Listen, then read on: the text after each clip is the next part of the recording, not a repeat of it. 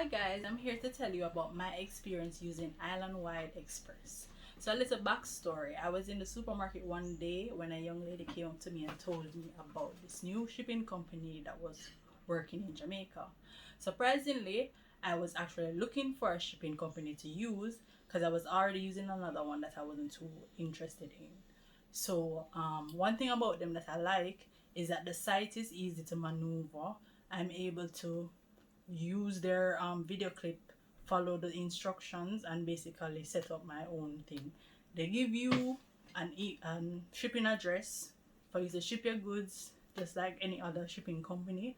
But the good thing about them is that they deliver to your home, so you don't have to go into any office to collect your packages and have to be standing in any long lines and stuff like that. So that's what I like about them, the convenience. Another thing that I like about them is the customer service. They always call me. They always call me by my first name if I'm checking up on any packages. So you feel as if you're in a family type setting. So try them out.